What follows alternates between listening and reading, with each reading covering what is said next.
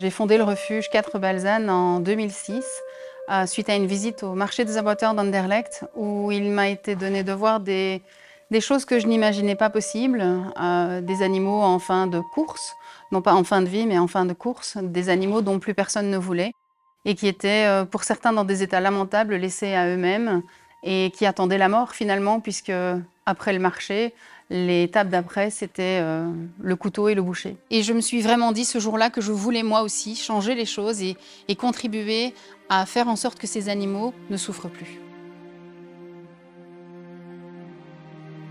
Tout ça est devenu pour moi une vocation, un moyen de vivre. Et depuis, voilà, je continue à sauver des animaux autant que possible. C'est vraiment devenu pour moi une vocation et je ne voudrais pas faire autre chose aujourd'hui. Ce n'est pas facile parce que nous sommes là pour sauver des animaux, mais tout ça a un coût, forcément. Ce sont des animaux qui arrivent dans des états critiques pour beaucoup, qui nécessitent beaucoup de frais vétérinaires, beaucoup de soins médicaux et forcément beaucoup d'alimentation, puisque la majorité sont très maigres lorsqu'ils arrivent. Ils ont besoin d'alimentation adaptée. Nous devons financer les soins, la nourriture, la paille, le foin, la ferme dans laquelle nous sommes également. Et donc chaque mois, il faut aller chercher à peu près 6 000 € pour dire de pouvoir financer, quand tout va bien, le fonctionnement du refuge et les soins des animaux. Je me suis vite rendu compte qu'il allait falloir beaucoup d'argent pour soigner tous ces animaux qui arrivaient d'un petit peu partout. Il allait falloir lever des fonds et c'est comme ça que l'ASBL 4 Balzane est née.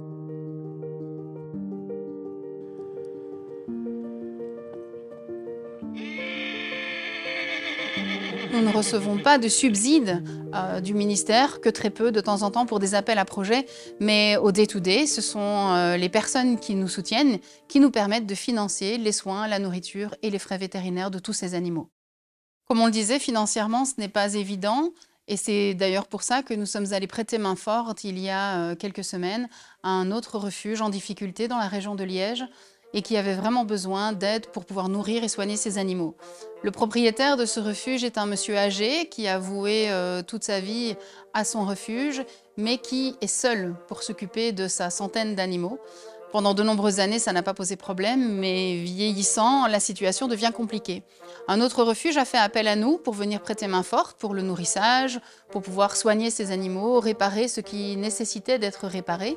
Et donc, on a envoyé là-bas 2 membres de notre équipe pour pouvoir réaliser ces travaux. À leur arrivée sur place, le constat a été un petit peu compliqué. Ils nous sont revenus quelque peu choqués de ce qu'ils avaient vu.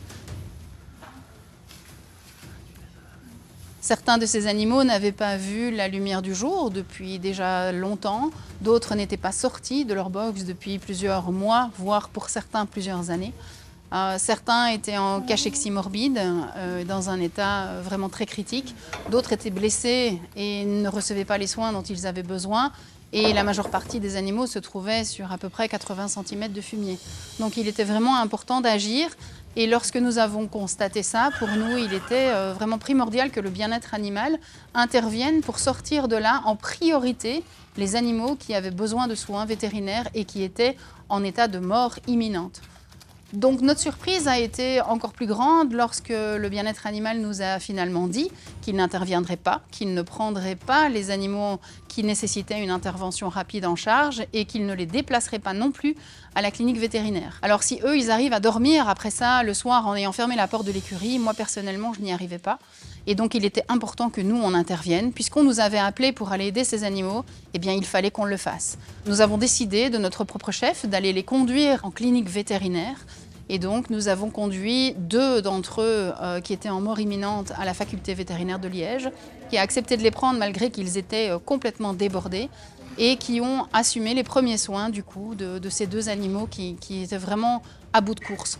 Malheureusement, quelques jours après leur arrivée en clinique, l'une des 2 a dû être euthanasiée et les soins ont pu continuer pour la deuxième. Il reste néanmoins encore aujourd'hui des animaux sur place que l'unité du bien-être animal a décidé de ne pas enlever à ce monsieur. Et donc, il est important que derrière, un suivi soit mis en place. Et donc, nous allons nous assurer, bien entendu, que quelque chose est fait de manière à ce que cette situation ne dérape pas une fois encore et qu'un suivi soit bien mis en place pour assurer les soins de tous les animaux qui sont encore présents.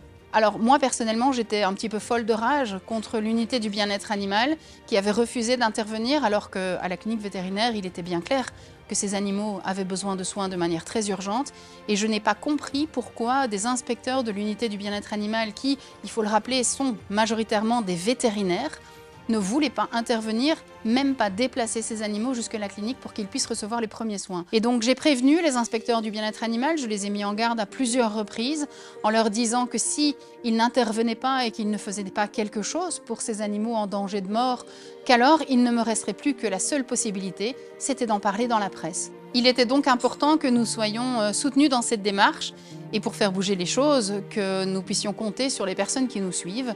Ce que ces personnes ont fait, puisqu'elles se sont mobilisées pour envoyer un courrier, comme nous l'avions demandé, au ministre, qui lui-même a demandé des comptes au niveau de l'unité du bien-être animal. Ce qui visiblement a quand même fait bouger la situation. Certes, ça a fait des mécontents au sein de l'unité du bien-être animal, puisqu'il nous est revenu que forcément les responsables n'en resteraient tout simplement pas là. Ça, c'est une chose que nous verrons par la suite. En tout cas, pour nous, il était important que cette situation se débloque et que les animaux encore sur place soient pris en charge. Il fallait absolument que quelque chose soit fait, que ces animaux sortent de là et soient confiés au refuge qui avait les moyens, le personnel et le temps pour pouvoir soigner ces animaux. Je tiens d'ailleurs à remercier toutes les personnes qui sont intervenues et qui ont envoyé ce courrier au ministre, qui ont permis de cette manière de faire bouger les choses et qui nous ont permis d'être entendus auprès des plus hautes instances et de faire en sorte qu'aujourd'hui la situation puisse s'améliorer.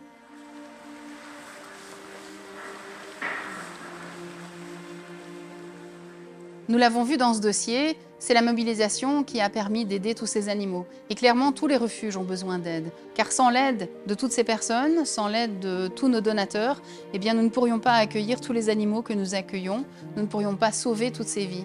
Donc si des personnes ont envie de venir en aide d'une manière ou d'une autre à tous les refuges, eh bien, ils peuvent le faire en contactant les refuges près de chez eux, tout simplement, en leur donnant du temps, en faisant un don et en devenant comme ça un acteur, eux aussi, de la protection animale.